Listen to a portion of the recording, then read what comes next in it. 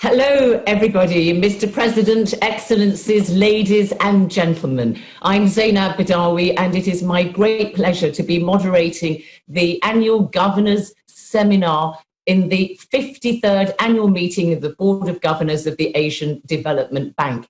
And what challenging times we are holding this year's Governors Seminar. Of course, the impact of COVID-19 has been one of seismic proportions, and only today the World Health Organization has said that the worldwide number of cases has now hit 30 million, which of course has brought unprecedented shocks to the world economy. And we want to look at this very much within the context of Asia, developing Asia beyond the pandemic. But we don't want to just look backwards. We really want to take this bigger picture and really pitch it forward to see where we go from here.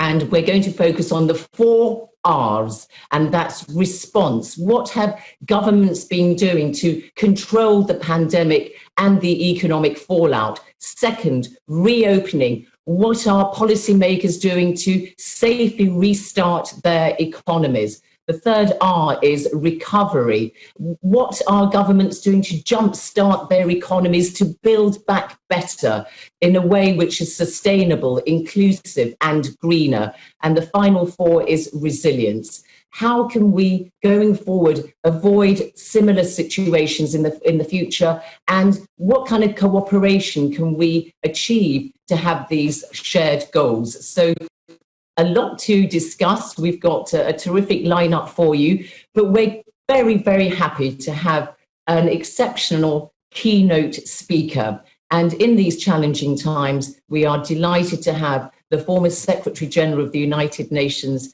Mr. Ban Ki-moon, who of course was Secretary General until 2016 for 2 terms. But Ban Ki-moon, you have been extremely busy since you've left the United Nations. So many things that you are doing.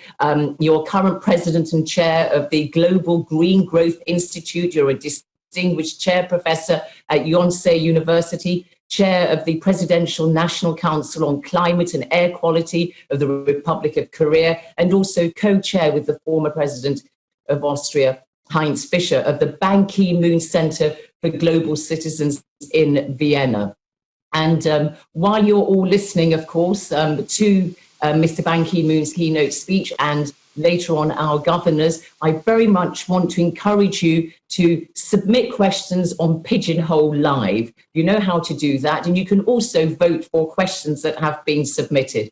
So, Mr. Ban Ki-moon, please share your insights, your wisdom and your experience, and tell us what you think about these very challenging times that we're all living in. Mr. Ban Ki-moon, thank you. Thank you. It's a great pleasure to see you again, Ms. Zainab Badawi. We've been working on this format many times in the past when I was working at the United Nations. Honorable Masatsugu Asakawa, President of the Asia Development Bank, respected governors, distinguished guests, ladies and gentlemen, it's my great honor to address the 53rd annual meeting of the ADB Board of Governors.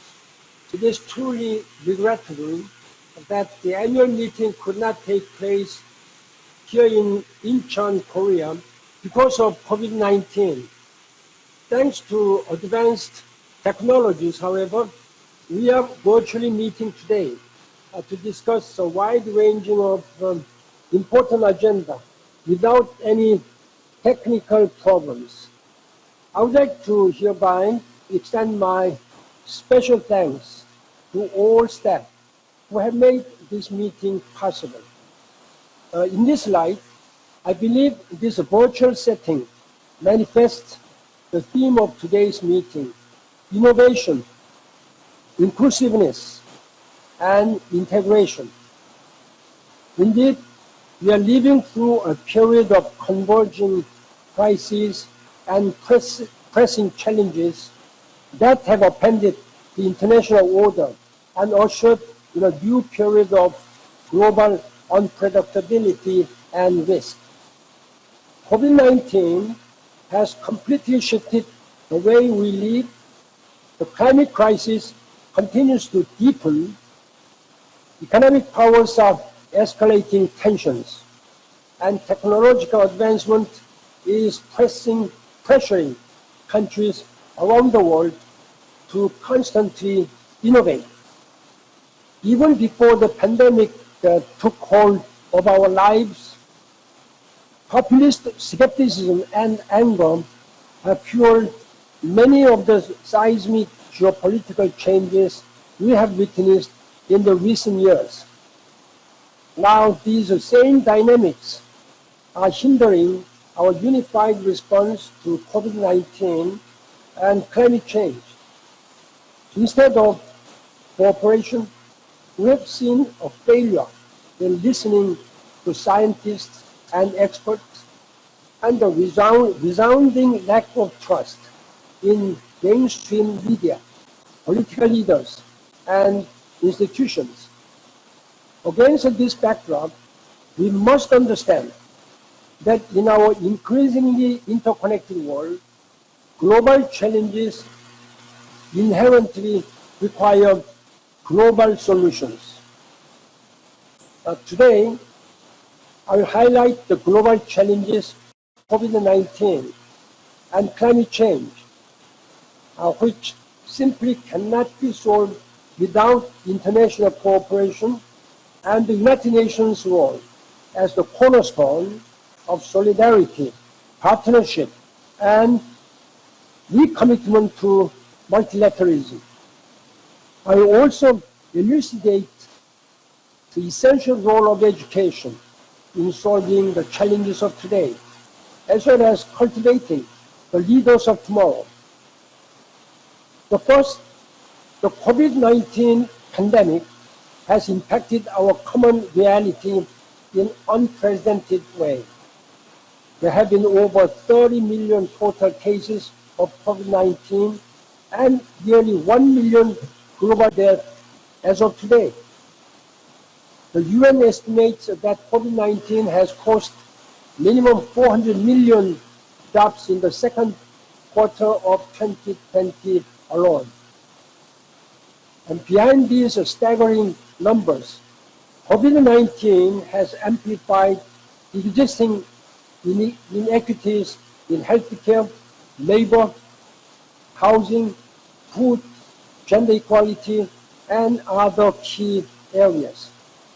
This pandemic has underlined the great need for global leadership and a strong multilateral response. Unfortunately, we are lacking both at such a critical time. Indeed, in the last 6 months, we have witnessed a major failure in global leadership in response to COVID-19, as nationalism has been placed at the heart of great power politics. It is no longer enough to simply go back to business as usual. We must build back better, as well as greener. Governments need to elevate political commitment and public financing to help.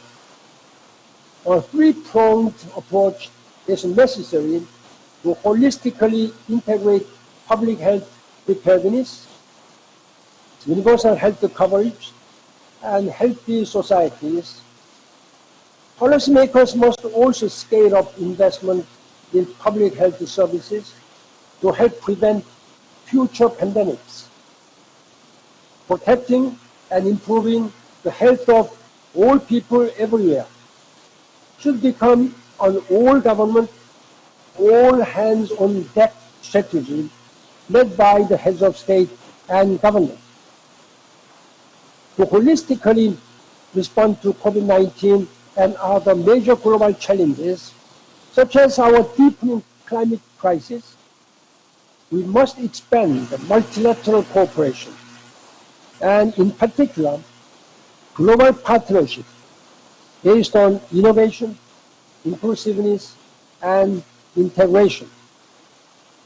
We must prepare for future pandemics as we combat this one, share information, and best practices, and ultimately restore international cooperation and trust.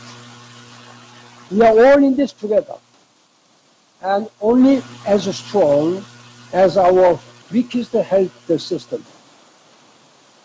Second, climate change is fueling conflict, migration, and public health risks around the world. These dynamics will continue to worsen in the absence of strong multilateral action and renewed political will.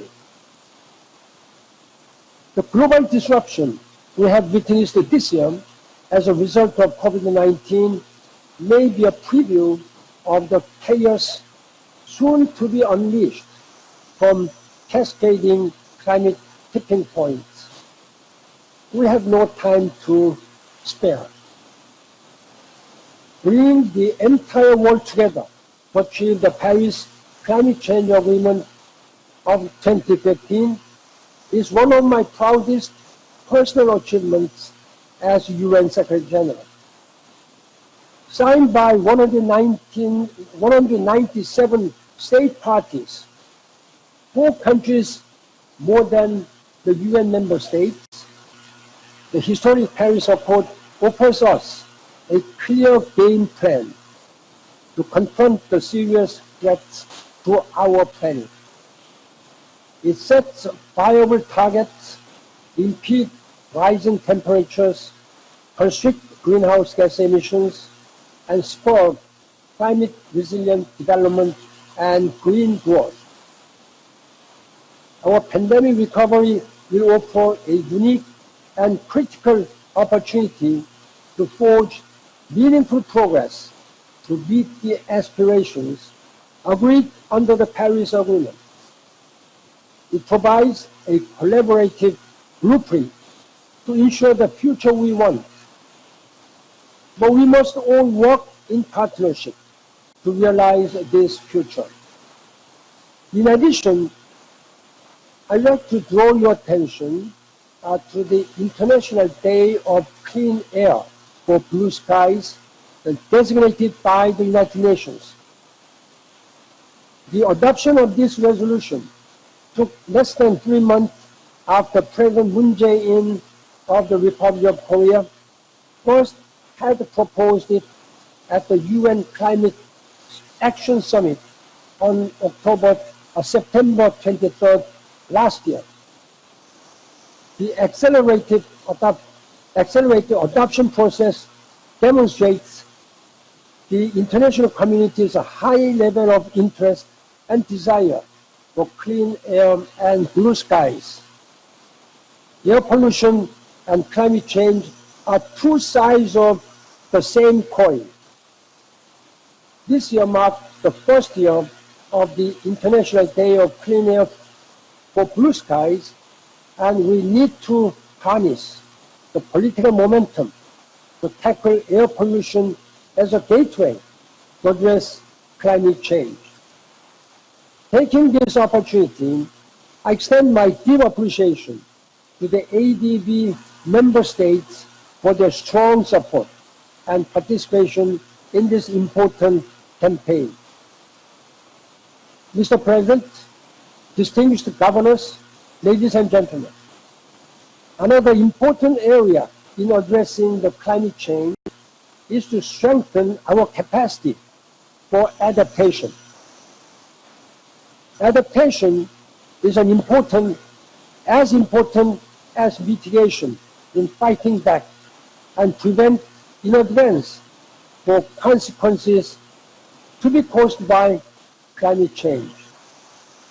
As you may know, in my capacity as chairman of the Global Center on Adaptation, I launched, together with Prime Minister Sheikh Hasina of Bangladesh, a South Asia Regional Center on Adaptation in Dhaka, Bangladesh on September 8 this year.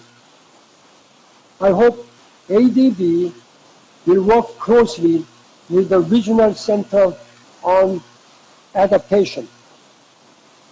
The first of such office was established in Beijing, China in 2019, Another regional office for Africa was also established this week on September 16, with the African Development Bank hosting the Global Center for Adaptation Africa.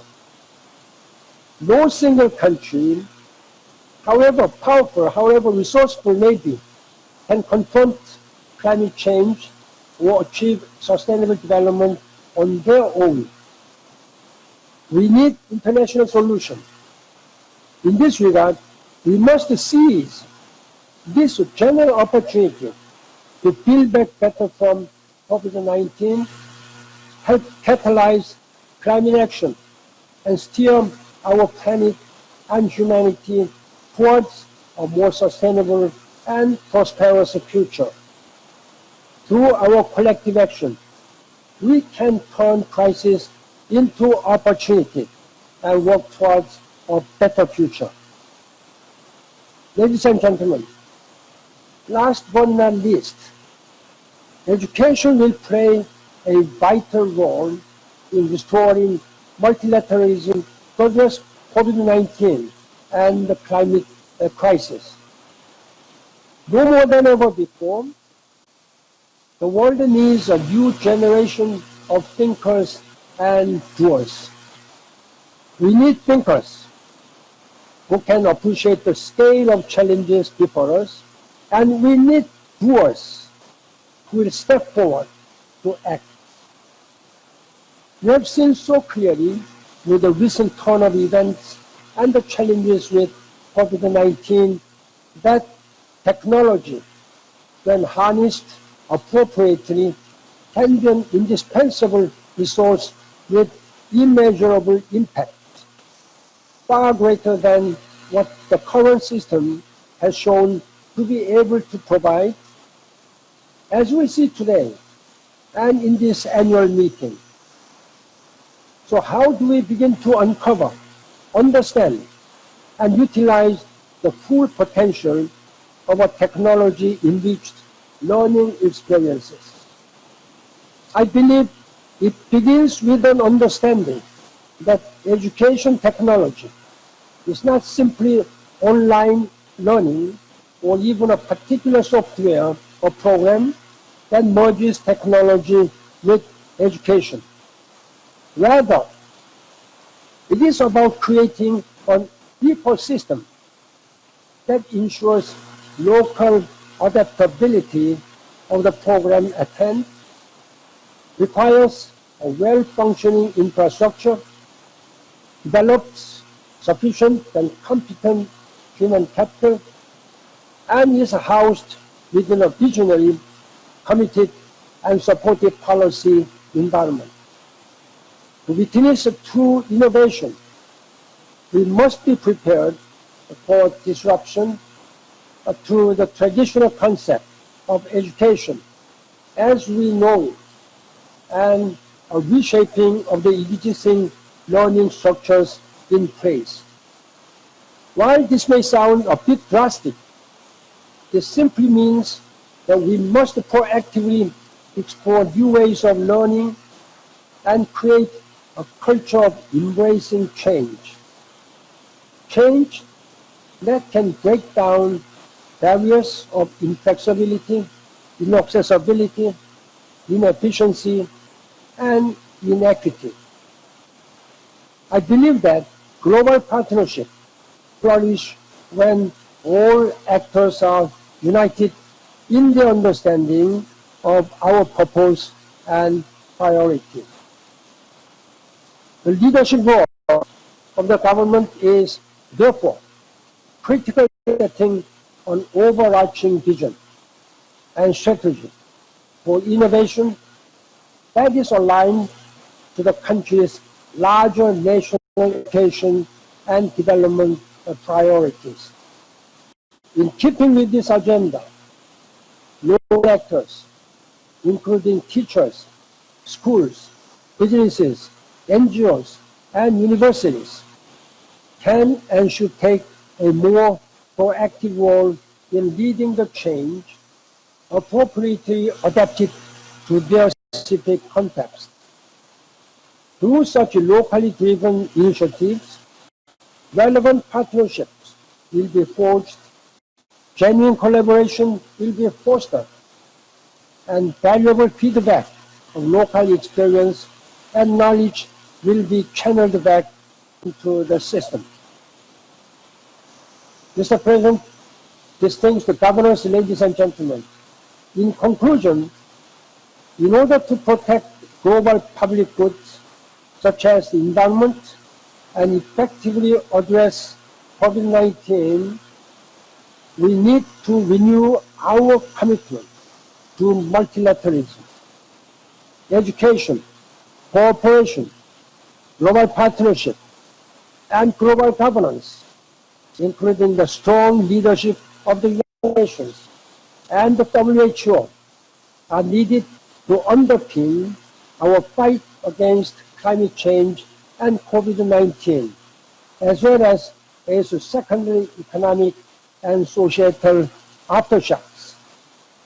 We must remember that in our globalized world, we are only as strong as the weakest link. COVID-19 and climate change do not respect borders, but they do magnify inequities. COVID-19 has illuminated our interconnected nature. Multilateralism is the only effective way forward.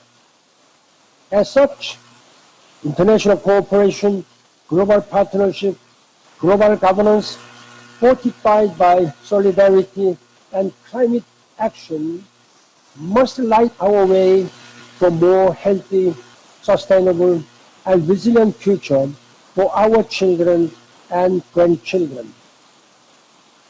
I thank you for your leadership and action to this end. Let us work together to make this world better for all. Thank you for your attention. Thank you. Thank you very much indeed, Mr. Ban Ki-moon, for your opening speech, which is very much a rallying cry for international cooperation and multilateralism, and very interesting to hear about the new Global Center for Adaptation. I'm sure that so many of the themes that you've raised in your keynote speech will be picked up in our subsequent discussion.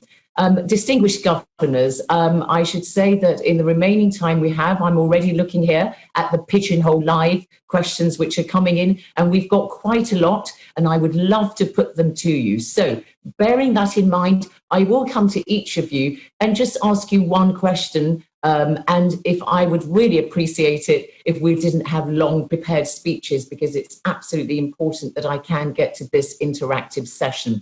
So bearing that in mind, let me go first of all to Hu Chang, who is the Deputy Minister for International Affairs in the Ministry of Economy and Finance for the Republic of Korea. And Hu Chang, you have previously worked within the areas of international economic policies in the ministry and also in the Office of the President. Now, when the pandemic began, Korea was very, very much praised for its effective response to COVID-19 and very much recognized by the international community with a very effective test and trace policy and so on. But I wonder if you could just briefly outline for us what your latest priorities now are in responding to the pandemic and really life after coronavirus, because remember I said we want to push this forward. So thank you very much indeed, Deputy Minister. Thank you, Mrs. Badawi. First of all, I'd like to extend my gratitude to President Asakawa and the ADB staff for organizing this very timely seminar. I'm also delighted to be here with all of you today, and especially thank the Mr. Ban Ki-moon for excellent speeches. Korea put an emphasis on 3 priorities to cope with the pandemic. First, Korea has recognized that quarantine success is the major premise of the economic recovery. We have imposed thorough containment measures based on the 3 major principles of openness, transparency, and voluntary participation. We have set a goal of achieving a relatively high level of effectiveness in quarantine without lockdown based on 40 and 1P. 40 stands for testing, tracing, treating, and transparency. 1P is participation. Second, we are seeking to transform from a fast follower economy to a first mover model for post-COVID era. For example, we recently launched the Korean New Deal, which mainly consists of two pillars, the Digital New Deal and the Green New Deal, supported by enhanced social safety net. Pandemic crisis is an opportunity for a better future, we think. So go digital, go green, go smarter might be very important. Finally, we will increase and then inclusiveness to both support for vulnerable and low-income groups. Moreover, we will invest more for human capital to adapt to fast-changing environment. We will shortly introduce details of Korean policies during the upcoming discussion. I hope that today's seminar will be an opportunity for all the participants to share their estimated experience. Thank you very much.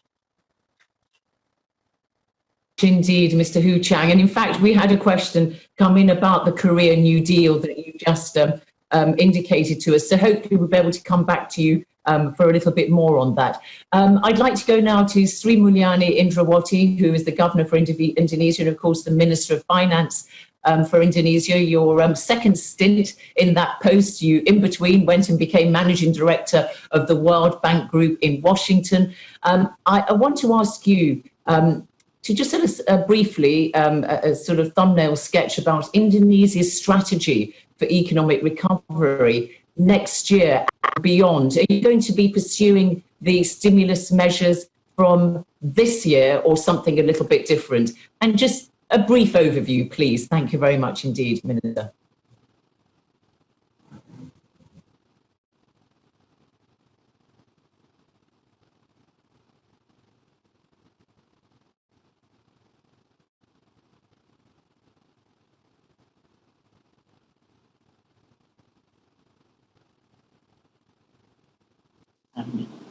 I'm sorry, I haven't unmuted yet.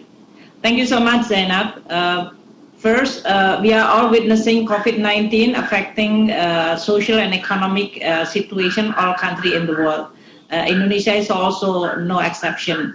The COVID has already contracted the economy on the second quarter of 5.3%. This is the first and the deepest contraction since 97-98 financial crisis. The situation as of now is actually getting better on the third quarter. So what is our strategy in order to address the COVID as well as in recovering the economy? Because you cannot separate it. You cannot recover the economy unless you also addressing the COVID. So the way we design our policy in 2020, especially during this very difficult and very tumultuous time, we addressing through our fiscal support with an extraordinary measure. For the first time in Indonesia since 97-98, that we are allowing our budget deficit to be larger than 3%, which is actually unprecedented since 97-98. That is, we are allowed to have a higher deficit in order to address this COVID and to starting building the recovery process. So for, the deficit originally only 1.76% of GDP. Now has been around 6.3% until the end of the year. And one most important for this deficit is to finance the health program in order for us to do the tracking, testing, and tracing. Also to make sure that we are going to be able to address the issue of the COVID victim in this case. We also addressing the issue on how we are going to provide social safety net. Because unlike global financial crisis or ASEAN financial crisis, which is focusing on the financial crisis, the problem of COVID is directly hurt the people at the grassroots. So we expanded our social safety net. This is also serving two things. First is to protect people, but also to stimulate the demand side. And that's why to be able to lessen the economic contraction. The third one is to support the business and economy through the small, medium enterprises. We provide them with relaxation of their debt, as well as providing a certain subsidy for their outstanding debt. We also provide now additional guarantee for their new working capital. This is in order for us to be able to start the economic activity, especially for the small, medium enterprises manufacturing and labor-intensive manufacturing. We are now also putting our effort in order for us to be able to recover the economy at the regional level. Indonesia is a big country, 34 provincial area. So we provide local government to be able to stimulate their local economy, so it will then contribute to the recovery of the economy. Next year, we are just discussing now with the parliament, the deficit is going to be less than 2020 deficit, meaning that we are signaling that we will continue support this recovery because it's still very early, but we are going to start consolidating our fiscal by showing that the deficit is going to be lower. This is to make sure that we are going to be able to balance between the need to continue support on the health and economic recovery, but at the same time you have to make sure that your fiscal is going to be sustainable in the medium and long term. What is the area that is the most important for next year as a continuation of this year? Health spending is going to be still very significant. That's including anticipation for the vaccine spending, which we estimated is going to be very significant.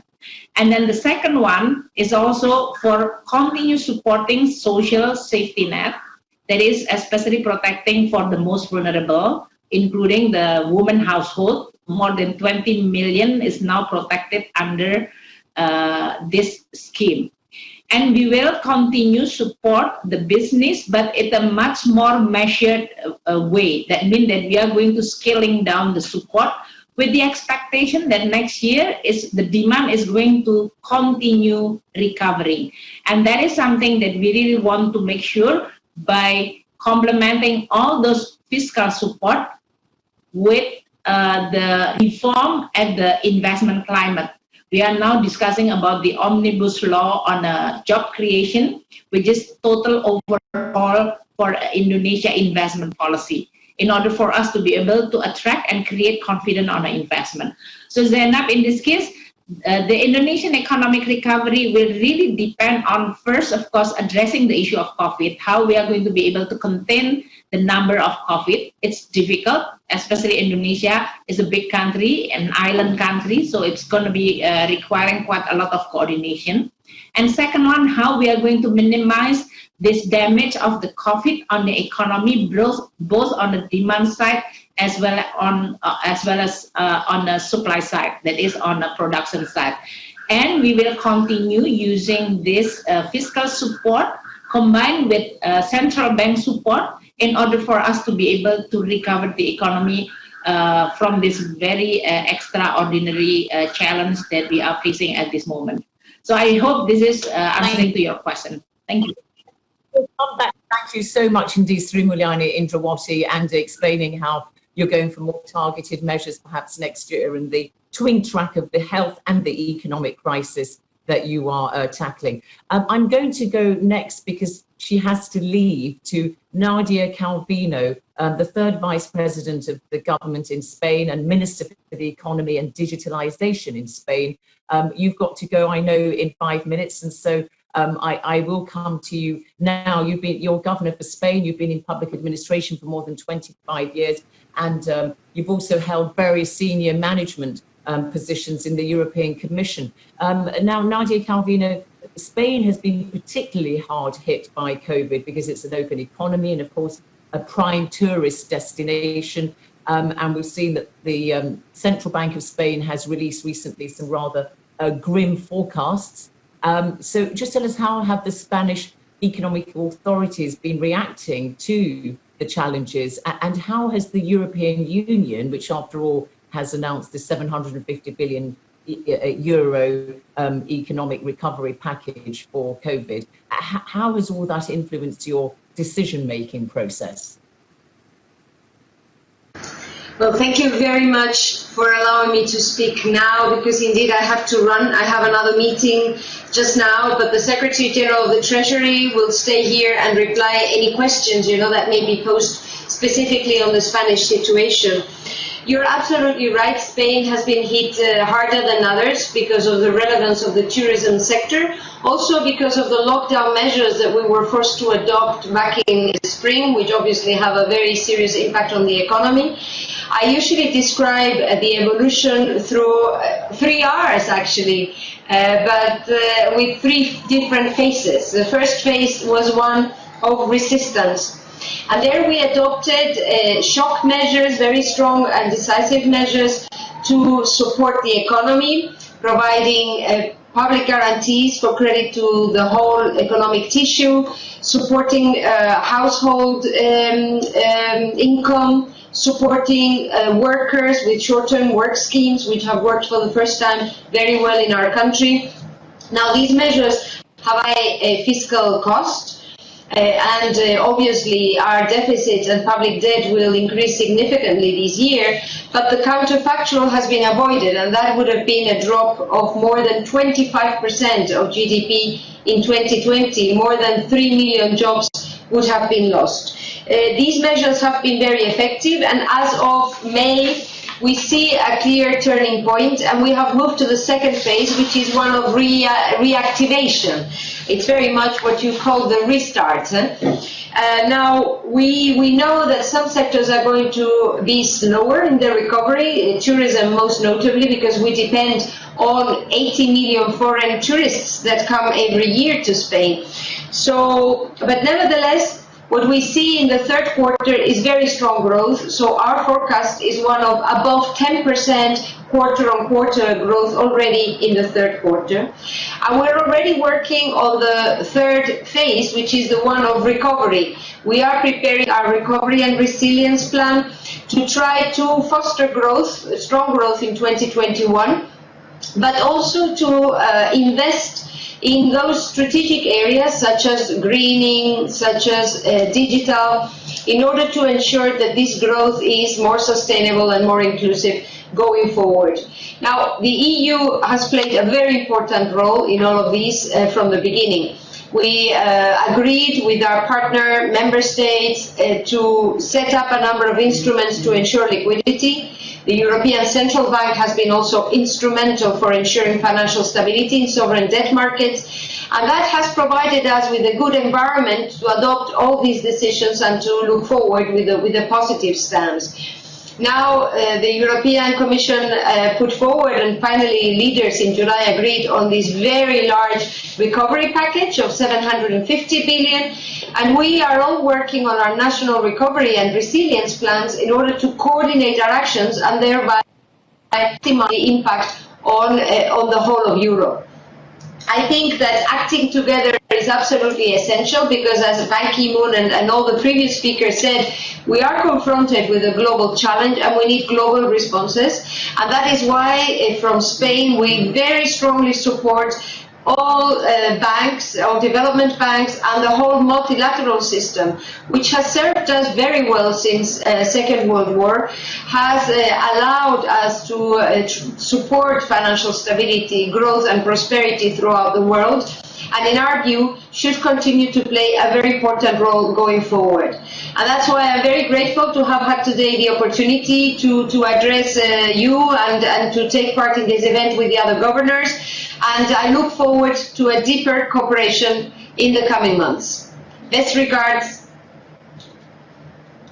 Thank you very much indeed, Minister, for your very clear exposition there of the scene in Spain. And if we do get a specific question on Spain, then of course I will put it to your colleague. And we wish you all the best in your efforts, as well as along with your colleagues in trying to get Spain back on the road to recovery. Thank you. So now we'd like to go to the alternate governor for the ADB from Japan, and Haruhiko Kuroda, since 2013, has been the governor of the Bank of Japan, but of course, a great friend of the Asian Development Bank, because of course, Haruhiko Kuroda, you were president of the ADB for 8 years until you went to the Bank of Japan, and but you've had a very distinguished career prior to that, special advisor in Prime Minister Koizumi's office, a former Vice Minister of Finance for International Affairs, and you've also been a professor of economics. I'm just exhausted going through all that list, but listen, tell me,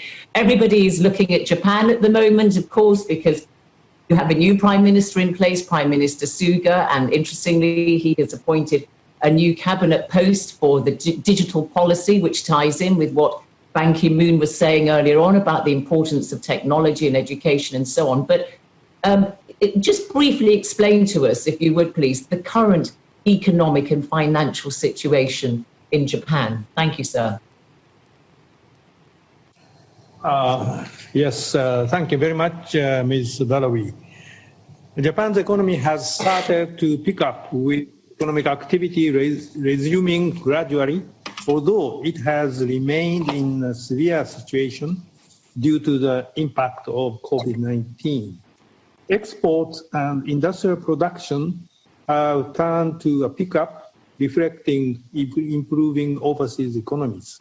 On the other hand, business fixed investment has declined slightly, and the employment and income situation has been weak. Private consumption has picked up gradually, but consumption of services such as eating and drinking, as well as hotel accommodations, has remained at a low level. Financial conditions have been accommodative on the whole, but those for corporate financing has remained less so, as seen in weakness in firms' financial positions. Meanwhile, an increase in insolvencies and unemployment has been rather moderate compared to the sharp contraction of economic activity, owing to the various policy measures adopted by the government and the Bank of Japan. Japan's economy, with economic activity resuming, is likely to follow an improving trend through the materialization of pent-up demand and supported by accommodative financial conditions and the government's economic measures. However, the pace of improvement is expected to be only moderate, while the impact of COVID-19 remains worldwide. Thereafter, as the impact subsides gradually or globally, the economy is projected to keep improving further, with overseas economies returning to a steady growth path. Bank of Japan has taken various measures to support financing and maintain stability in financial markets. First, supporting corporate finance by purchasing commercial paper and corporate loans, as well as by encouraging strongly bank lending to SMEs. Second, under the yield curve control, the bank has been purchasing government bonds without a specified limit to stabilize the entire yield curve at a low level. And third, actively purchasing ETFs and JV to maintain stability in financial markets. Actually, at the monetary policy meeting held yesterday, the bank decided to continue with these policy measures as I just mentioned. The Bank of Japan will closely monitor the impact of COVID-19 and continue to support the economy in cooperation with the government under the new administration. Let me stop here. Thank you very much indeed, Governor. Very interesting there, thank you. And emphasising the need to stimulate internal demand, picking up that point that Finance Minister Indrawati said, which is of course a major challenge. let us go now to Zhou Jiae, who's the alternate governor for the People's Republic of China. And Ms. Zhou has been Vice Minister in the Ministry of Finance since 2018. And before that, Vice Minister, you were at the National Commission of Supervision and Vice Minister of Supervision, and you've had extensive experience in several roles in various government ministries and departments, and you've also had a 4-year stint at the World Bank. China, again, a country which has attracted a lot of attention during this pandemic. And I wonder if you could just briefly outline for us what macroeconomic measures, especially fiscal policies, that China's taken to address the impact of the pandemic, but also to try to promote rapid economic recovery, because you were first in the problems and people are looking very much at what China's doing to get out of the problems. Thank you. Thank you, Zena, for your moderating and also for your question. As you put it, China was first in to the pandemic. Like other countries around the world, we were also very much severely hit by the impact of the pandemic. The first quarter GDP growth in China was minus 6.8%. In dealing with the serious situation, to put the right policies in place is very important. But I think more important is the mindsetting. Economic activities are human activities in nature. Only healthy people can drive healthy economy. China, since the outbreak of the COVID-19, we have been always following the principles of life first and human-centered.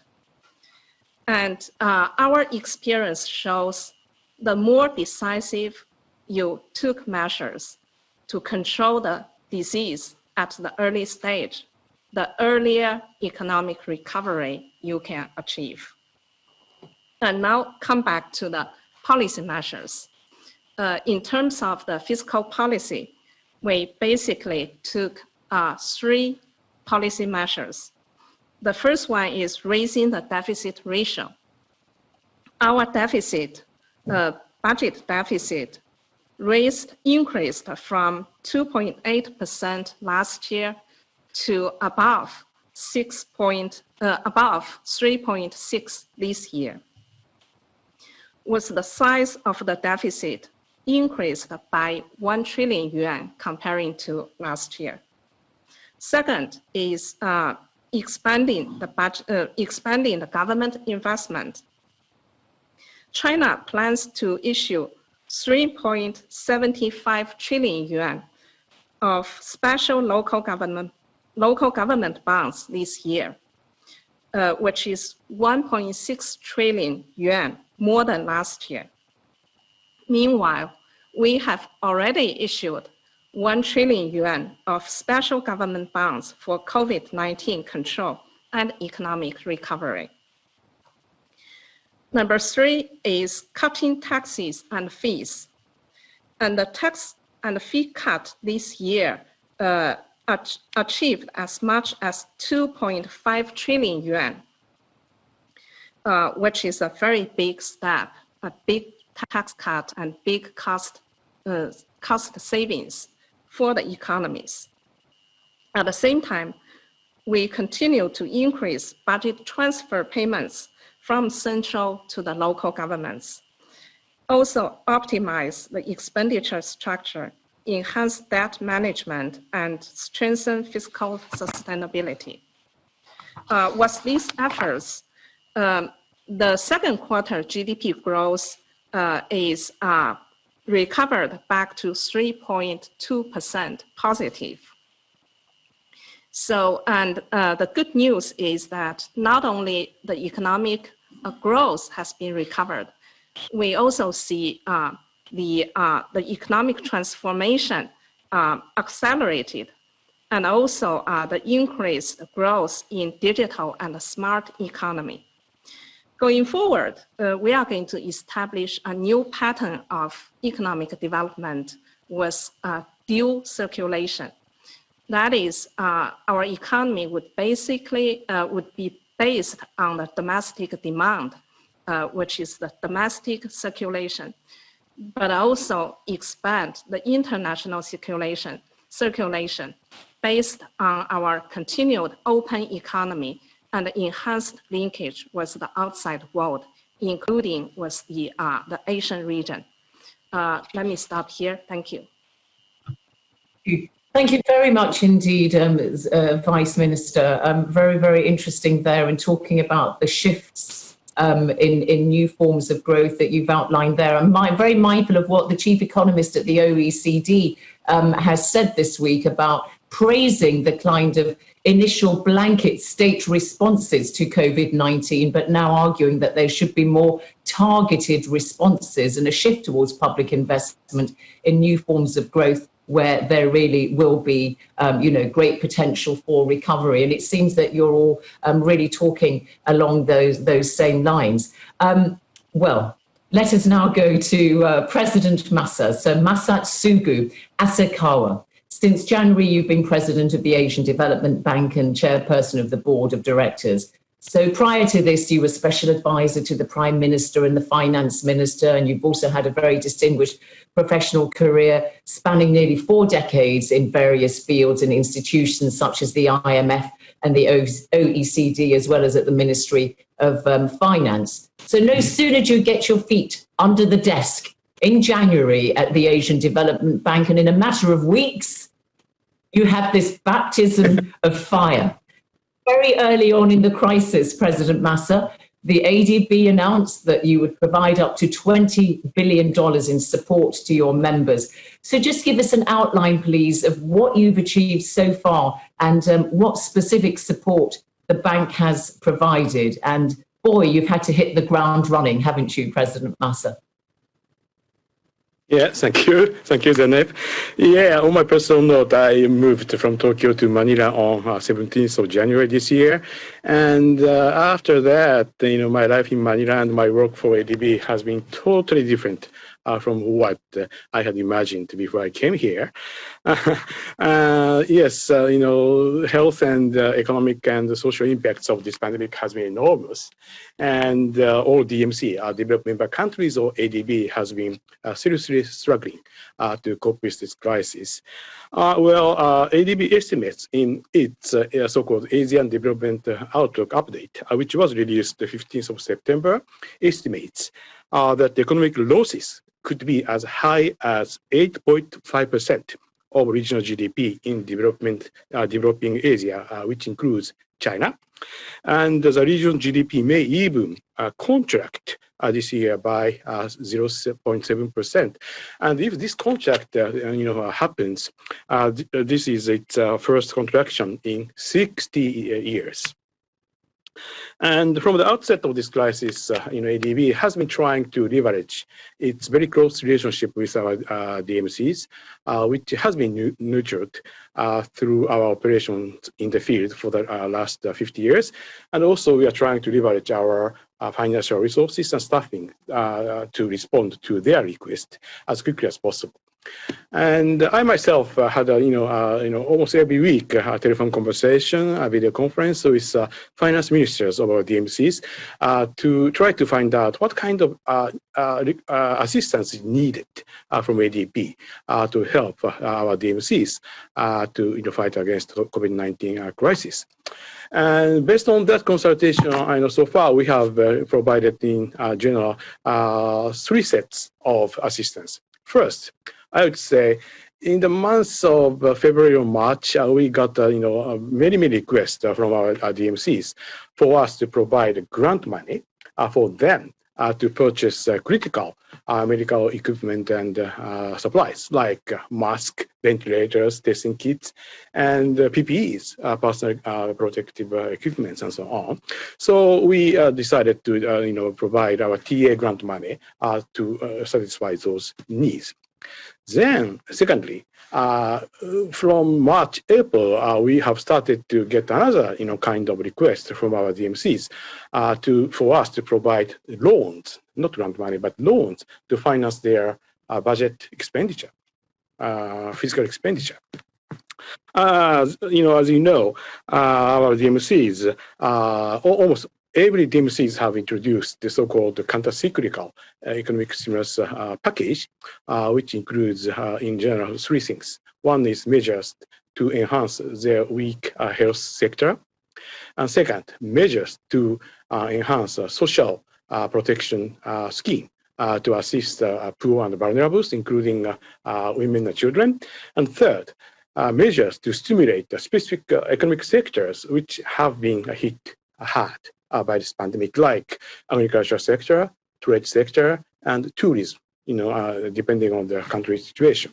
So as of today, I understand that our DMCs jointly have introduced this kind of counter-cyclical economic stimulus measures with a total amount of $3.6 trillion US, while their tax revenue are declining. So inevitably, budget deficit has been expanded. That needed to be financed externally. So we got that kind of request, and we formulated to this end so-called 20 billion US dollars COVID-19 response package, and so far, ADB has committed about 11 billion, a little bit more than 11 billion US dollars under this $20 billion package, and including more than 8 billion very quick disbursing budget support financing.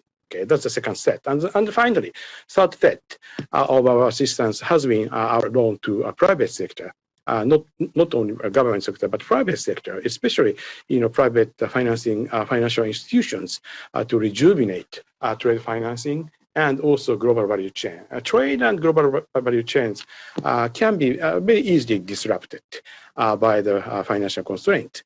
So we have provided unnecessary liquidity to private financial institutions so that trade and global supply chain not be disrupted so easily. Sometimes we provide loans and equity financing directly to specific private sector companies, especially if they are liquidity stopped. And lastly, let me add one more thing. Let me also stress that if a large-scale second or third wave of the pandemic would hit our developing members, I hope not. But if that happens, ADB stands ready to provide further assistance in a very flexible and tailored way. Let me stop here.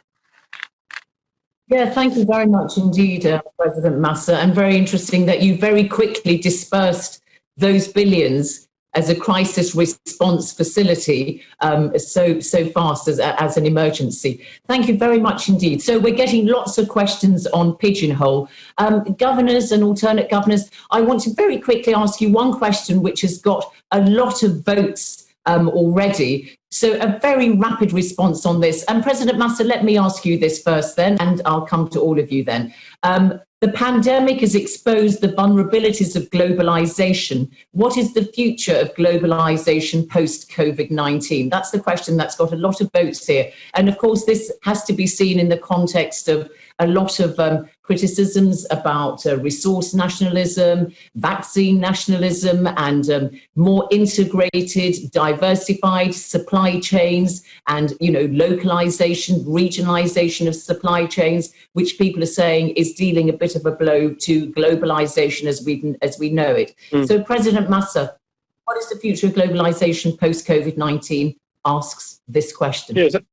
Thank you, Zainab. Excellent question. And some suggest that pandemic has halted the trend of globalization due to border closure and travel restraints. And they say the world will end up with total segmentation in our society, in our economy, and mobility of people, capital, goods just dramatically lost. I don't believe that argument at all. I am a firm believer that once this crisis is over. Oh, by the way, if we look back our history, every pandemic has its end. Okay, so I firmly believe once vaccine is produced and once a vaccine is delivered in a very equitable way to everybody, I think this crisis is over. And after this crisis is over, I firmly believe that globalization will come back. If anything, COVID-19 reminds us that our world is this highly interconnected. And what we need now is redouble our collaboration, policy coordination, and reaffirm the benefit arising from open trade and the investment regime, which this region has benefited for the past decades. Just two things to add. Two things are very important. One thing is we have to continuously fight against any form of protectionism, inward-looking protectionism. And second, we need to really enhance our RCI, our regional cooperation and integration effort, especially in Asia and Pacific region, to support a rejuvenation of the globalization, which should be really robust and inclusive. Thank you. We've got a lot of questions coming in, so everybody just a very quick, rapid response on this question. So Hu Chang, what is the future of globalization post-COVID-19? Just a rapid response, please. Thank you. Thank you very much. Until now, globalization is based on normally the economic cost. But the thing is that now the other things, the political cost and the cultural issues now coming up front. So the uncertainty becomes more important. So the thing is that how we can adapt uncertainty to build the different system of the past globalization system.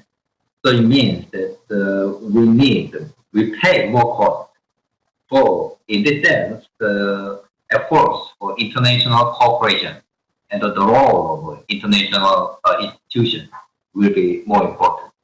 But it will be more difficult to make consensus on this issue. So that as the case of the President Askawa, the crisis will over. 2 years, and also, after that, with the vaccine or other things, but it's not sure we can return to the pre-COVID area. I think that we should do our best, and we should do together to overcome the difficulties and build the new system. Thank you. Thank you very much indeed. And governors and alternate governors, I've got a lot of questions, very short amount of time to cover everything. So please, just very, very brief answers. Sri Mulyani Indrawati in Indonesia, how would you answer this question? Future of globalization. Well, the situation is not really encouraging. And there is an irony that many of the problems today is actually a very global problem. Global public debt, if you can call it, climate change, and now pandemic, in which there are no border for this kind of problem. So while we are recognizing that this problem is borderless, but the response at the global level is still very lag behind, or even becoming very poor. If you compare with the global financial crisis 2008-2009 at that time, I think globally then G20 together tried to rescue the economy back in 2008-2009, when every country faced with the same problem, with the same challenge, with the threat on their economy, then they get together. This time, when we are dealing with the climate change, we are dealing with this COVID, I think all countries, their instinct is try to close their border and try to look inward. And that's why I'm saying that this is really a very challenging situation. I mean, politically, everybody, all the leaders can always say that we need to work together. But in a concrete term, we have to look, are we going to trust the multilateral mechanism and institution in place, which is already in place? Are we going to trust them, or are we going to erode them? That is really the real concrete situation that we really need to address. So for Indonesia, definitely we support ADB, and I really appreciate President Asakawa. I think he's right, the person to be in charge as a president dealing with this kind of crisis with all his experience. So first day, first hour, he has all the instinct and experience to communicate and discuss with all the client country how they are going to do it. I think in the World Bank, IMF, they are also, all the leaders is doing the same thing. Now the question is whether at the UN and the UN organization under like WHO is going to get the same support politically from all the leaders. I think that is going to be most important. Yeah. So I think this is the pandemic, so the health, and that's why the World Health Organization should take charge. Because if it is not, then you are not going to be, this is pandemic, so global, right? Thank you. Haruhiko Kuroda, so are you concerned about the future for globalization? We've also had a question also about what steps economies in the Asia-Pacific region can take to cooperate with each other to help avoid similar crises in the future. So maybe answer that in a combined manner, you know, future globalization, and do you think that a regional response is what can really assist the area that we are concerned about? 2 points. One, I totally agree with President Asakawa that globalization would not be stopped or reduced in the future. I think globalization will continue. Of course, global supply chain may be relocated, modified, and changed, and so on and so forth. But if you resort to protectionism to produce as much as possible within your country, it would be more risky, because in the future, some pandemic might come to your country, and then the economic impact would be more serious and severe. So I think the globalization and global supply chain will continue, although supply chain may be more diversified and more resilient. That is the point. Second, just this morning and afternoon, ASEAN Plus 3 finance ministers and central bank governors agreed to substantially improve CMI and so on and so forth. I think this kind of financial cooperation would be also quite important in coming years, and I think it would be a good safety net in case of future pandemic or any sort of economic impact coming from within or without the region.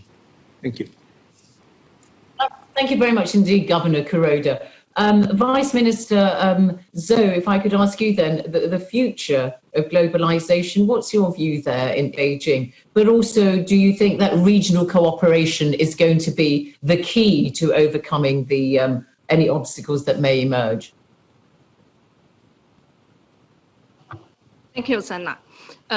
I think of course, the globalization come across a lot of challenges, and also the pandemic reveals the weakness and also the vulnerability of the globalization.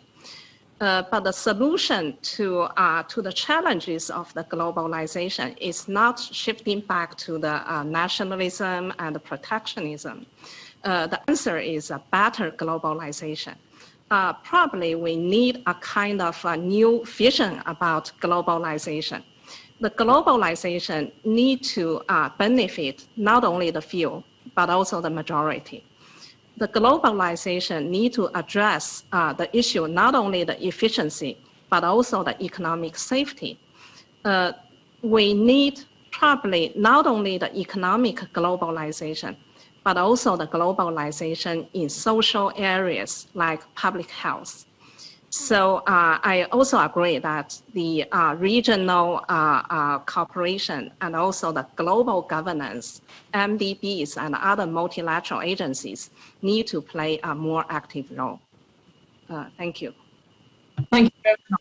Thank you very much indeed, Vice Minister, for that, better globalization. That is one that's inclusive and is, ensures that a rising tide lifts all boats when it does come.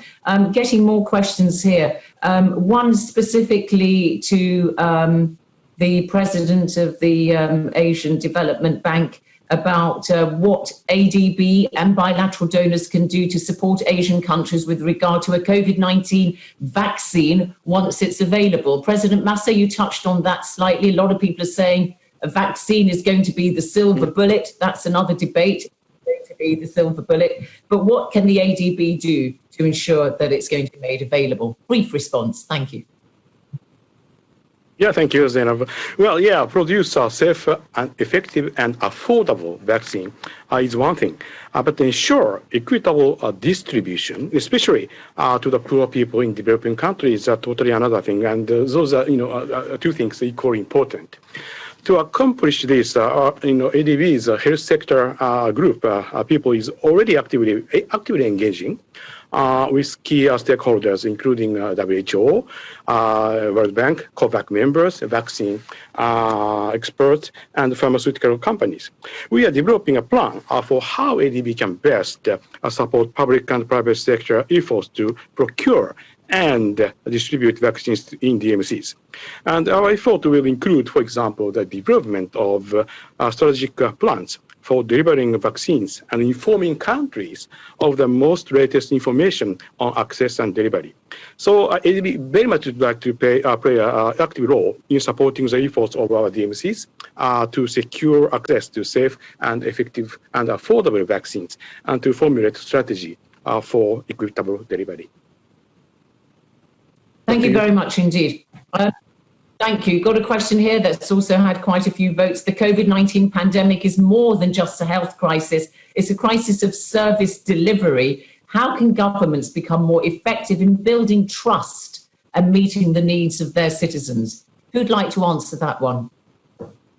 Vice Minister Zoe, would you like to answer that? Finance Minister Indrawati, I'll give it to the government ministers since it's about building trust of citizens. Indrawati, well, Finance Minister Indrawati. Yeah. Well, the COVID is a threat for the safety and the security of the people. And that's why it is becoming very pressing for all government to respond to that. I think for the government to be able to deal with this very complex and sensitive issue, the most important, and I agree with the question itself, that public trust is very critical in order for us to be able to have the cooperation of the people. Because this COVID requires the people cooperation, whether they are going to discipline wearing a mask, social distancing, they are going to obey, and to prevent this contagious to continue happening. So public obedience is going to be critical. Disobedience is going to make even worse. This is not about money. This is not about whether you have money or, but it's really whether you have the agreement toward what needs to be done together. And that's why it's very important. And what is the ingredient for all of us to be able to build this public trust? I think the most important is transparency. Are you going to be transparent about the data? Well, how many is tested, how many is positive, where they are, how you are going to treat them? I think that's very important. The second one, of course, be accountable. If we announce that we are going to spend this much money, who's going to use this money? For what? How much is going to for? And that is why you really have to be very open. How much resources that you are going to use for dealing with this kind of situation, whether this is on health, social protection, as well as on supporting the business or economy.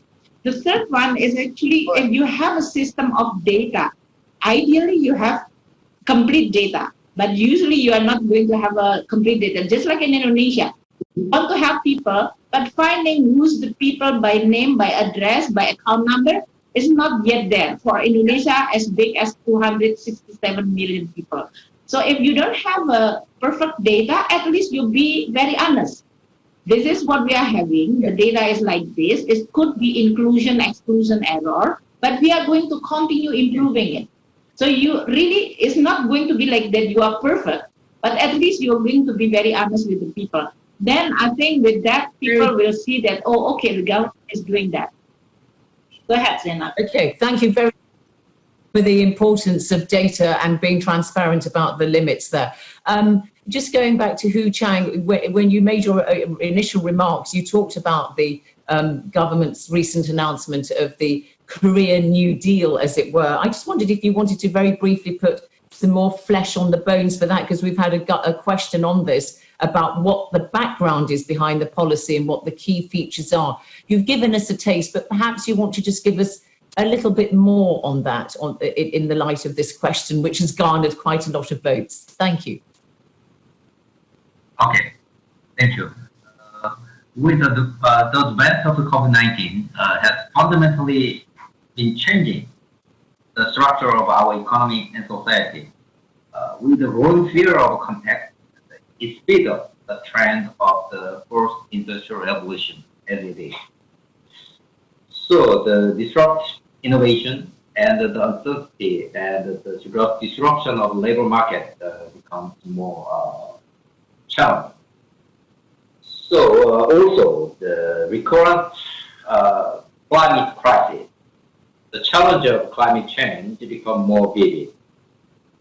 While with these mega trends, keep in mind, Korea has recently launched a new innovative policy initiative, the so-called the Korean New Deal for post-COVID era. The Korean New Deal is a national project encompassing two pillars of Digital New Deal and the Green New Deal, based on reinforcing employment and the social safety net. The Digital New Deal is designed to accelerate the swift transition to advanced digital economy. It aims to nurture the fusion of data network, artificial intelligence ecosystem to promote digital innovation and dynamism. It also intends to digitize the non-face-to-face industry and associates. The Green New Deal will accelerate the move toward the green economy. It will not only improve the quality of life, but it will also help achieve sustainable growth. So we are expecting saving 12.3 million tons of CO2 during 5 years. We will also focus on strengthening safety net because the inequality issue is more important with the advent of the COVID-19. So that we want to enhance the social safety net while invest more in human capital to adapt themselves to change situation. Thank you very much. Thank you very much indeed. President Massa, a rapid response from you on this question, which has also had a lot of support. How will the Asian Development Bank support its members to recover from the pandemic? You have kind of already answered that particular question, but specifically the question is addressing climate change and achieving the sustainable development goals. We heard Ban Ki-moon at the outset focus a great deal on building back in a greener way. So I wonder if you could answer that particular question in what the ADB is doing to address climate change amongst its members. Yeah, actually, even before this crisis happened, climate change issue is one of the top priority among our for our operations. And quite ironically, as of today, we are seeing a dramatic, drop in terms of amount of CO2 emissions and on. Simply because of the closure of borders and lockdown of major cities and so on. I got to learn that for the first 6 months of this year, the amount of emission of CO2 has dropped by 8.5% compared with the same period of last year. But obviously, we should not be happy with this. This is not sustainable because this has been achieved as a great sacrifice of our economic activity. So from now on, as the economy starts to recover, inevitably we are going to see once again the resumption of the increase of amount of CO2 and also greenhouse gas emission in general. So in order to suppress that, in order to control that smartly, what is needed is that we need to invest more and more in green financing, and also we should really take advantage of the modern technology in terms of the renewable energy, like renewable energy with storage, smart grid, and also carbon capture technology and so on. And the ADB has a clear numerical target which says by 2030 at least 75% of our entire operation should address either climate adaptation or mitigation. We achieve that. Yeah. Thank you very much indeed. And you also actually answered one other question we had, particularly, which is on your plans to support sustainability, particularly renewable energy. So you have actually addressed all that. So just now really coming to the closing part of this governors seminar, which I have found absolutely fascinating. We've only really skimmed the surface. Questions have been coming in, which you may wish to incorporate in your closing remarks, and also bearing in mind what Ban Ki-moon said in his opening remarks. We haven't talked very much about jobs. Ban Ki-moon talked about 400 million jobs being lost. We also know that there are a lot of people working in the informal sector who have really been very, very vulnerable, and that people working without contracts also in more developed nations. So I'll just give you one or two of some of the other questions that have come in, and you may wish to incorporate those in your final comments. One question which has had quite a lot of votes: who do you think will eventually bear the economic cost caused by COVID-19? With government, another question, with government spending so much to contain the pandemic, will they have the capacity to spend on the post-COVID recovery? And so questions also about state-owned enterprises, and also what the governments and NGOs are doing to work together towards sustainable development in Asia, but also that kind of overarching theme we've had throughout our discussion, which is about this is a problem which affects us all, and we have to deal with it through international cooperation and multilateralism, and not a retreat within our national borders. So with that in mind, let me go to you, Hu Chang. How do you see the future briefly in the post-COVID recovery scenario?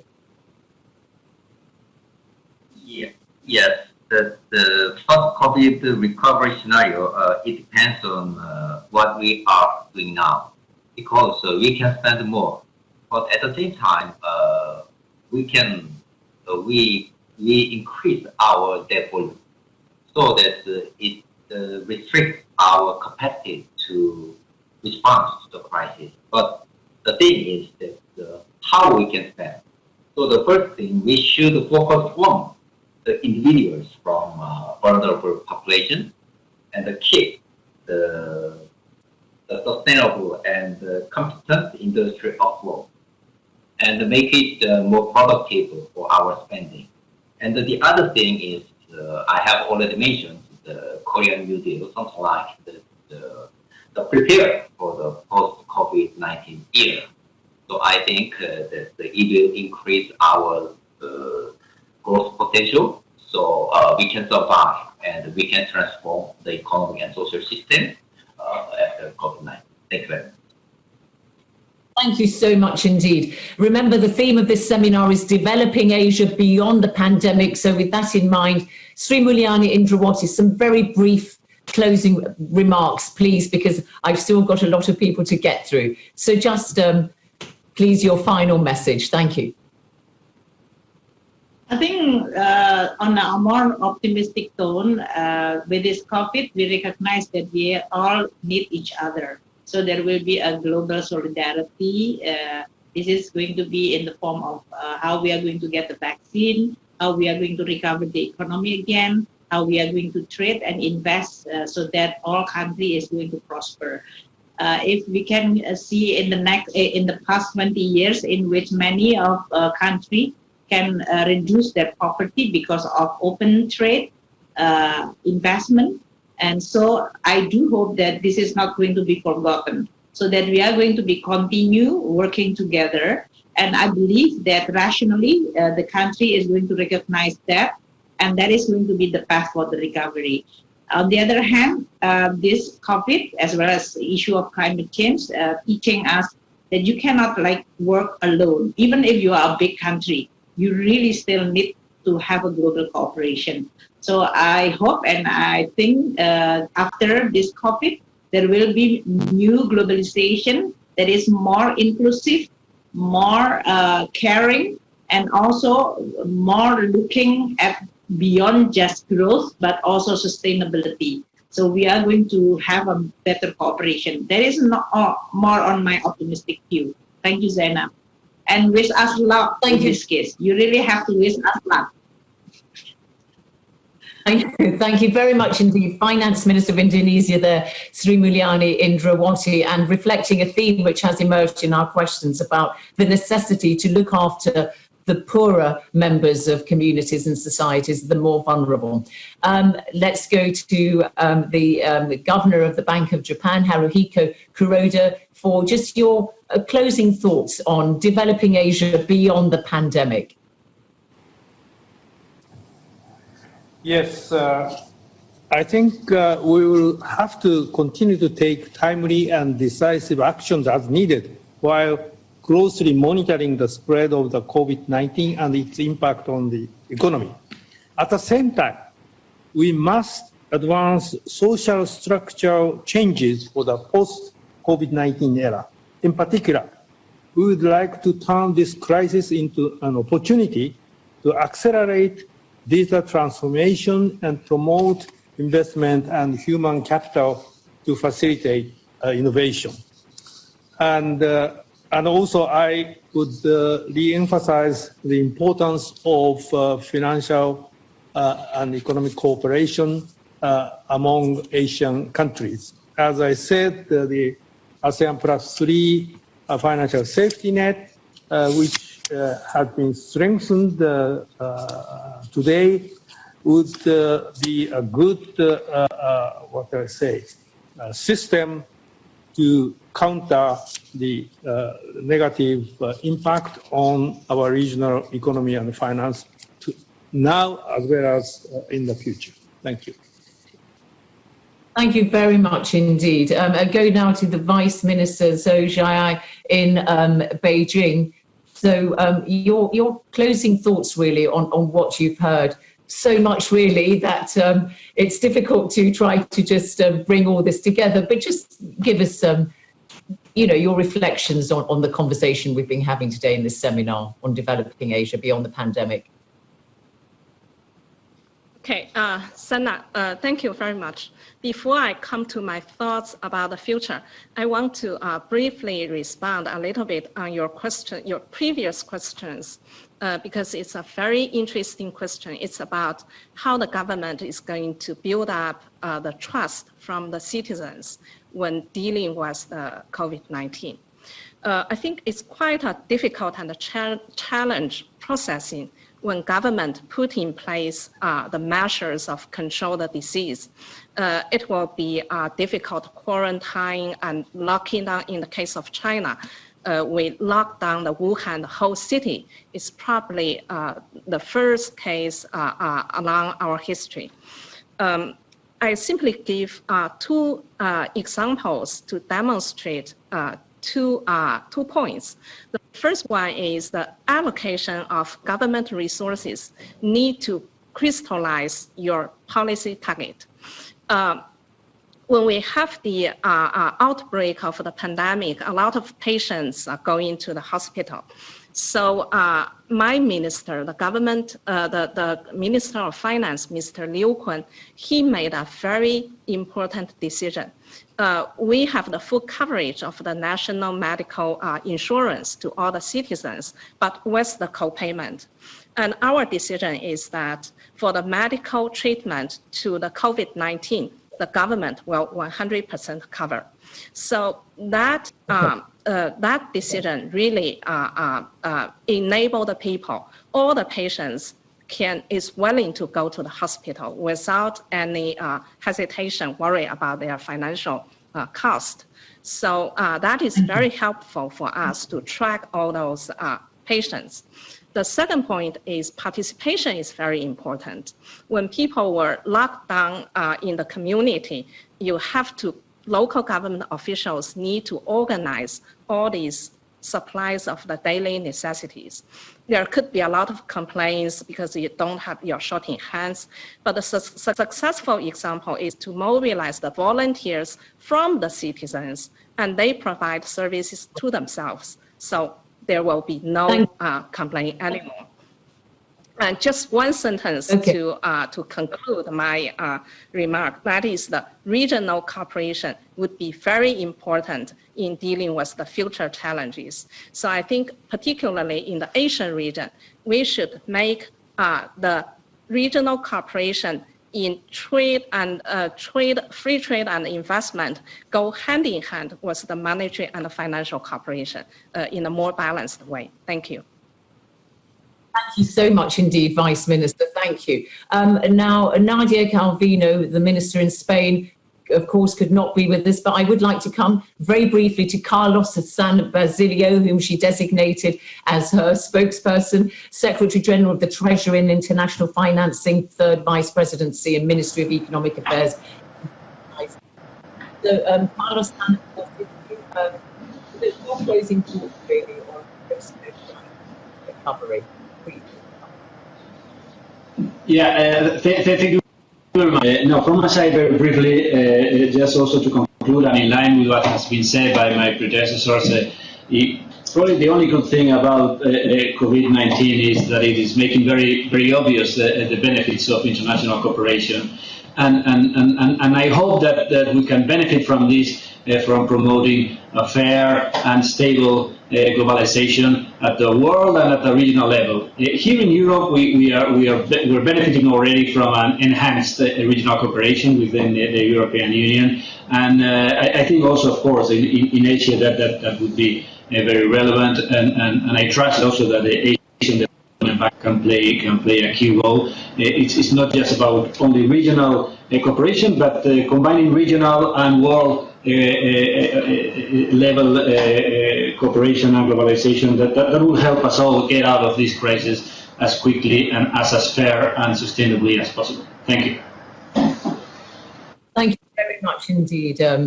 Thank you very much indeed for that view there from Madrid. So, President Masatsugu Asakawa, you prefer to be known as President Masa. You've heard the Board of Governors there, the governors speaking. So just perhaps, give us your button-up thoughts, your closing remarks at the end of this very vigorous discussion, which has touched on so many aspects of developing Asia beyond the pandemic. Of course, a great deal to do, but what have you picked out as the standout points here? Yes, thank you, Zainab. I really enjoyed the discussion of this panel. And in order for our growth path sustainable and inclusive, we need to invest more and more in the areas which has a higher social impacts. And ADB is more than happy to assist our DMCs for this type of investment. So what kind of area we need to invest more? One is health and education. Quite regrettably, I'm quite sure that as a result of this pandemic crisis, we are going to see the situation where income inequality situation got worsened. And that needs to be addressed by enhancing, for example, social safety net and protecting programs and on from the short-term perspective. But from medium to long-term perspective, I think investment in education and investment in human beings is really key. Unless we do that, that will create more and more absolute poverty in the near future. That's one thing. A second area I can think of is, we have not really discussed much today, but gender. obviously, in most DMCs, still, women and girls belong to the most vulnerable group of people, which are really vulnerable to external shocks like pandemic, epidemic, and any kind of external economic shocks. So that needs to be addressed quite strongly, and maybe improving women's and girls' access to vital infrastructure such as water and sanitation, electricity, safe and affordable mobility, and also digital technologies. Those are very important elements to address gender issues in the COVID-19 recovery phase. And third area is climate change, which I already addressed. And fourth area is regional cooperation, which Madam Zhou just now mentioned. And we can enhance, for example, the regional financial safety net, which Mr. Governor Kuroda mentioned, like Chiang Mai initiative in our region. And we can establish regional health security, which Madam Zhou was mentioned. And we can secure more diversified supply chains in our region to support the rejuvenation of the globalization. So I am of a firm belief that Asian Pacific region can lead global recovery with open regionalism that would foster a more resilient and inclusive globalization. Let me stop here. Thank you. Thank you so much indeed, President Masson, especially for reminding us at the end there that whenever there are crises, it is the poor and the vulnerable who do suffer the most, and your emphasis on ensuring that we meet a lot of the goals of the Sustainable Development Goals, sanitation, water, and so on. And also for very much indicating that you feel that Asia can take a lead globally in trying to bring the world a recovery from the pandemic. I think we've had a very, very fascinating discussion. I thank all of you, and of course Ban Ki-moon, who delivered our keynote speech. I said at the outset that we were looking at response, reopening, recovery and resilience, the 4 Rs. I think we touched on most of the key points, so it just remains for me to thank you all, and those of you who submitted your questions and gave your support on Pigeonhole Live. It's been my great pleasure to be moderating the Governors Seminar at this 53rd annual meeting of the Board of Governors of the Asian Development Bank. And I wish you and your families and all your efforts in myriad ways to try to help humanity in these difficult times. Wish you all the best. So from London, it's goodbye from me. Thank you all very much.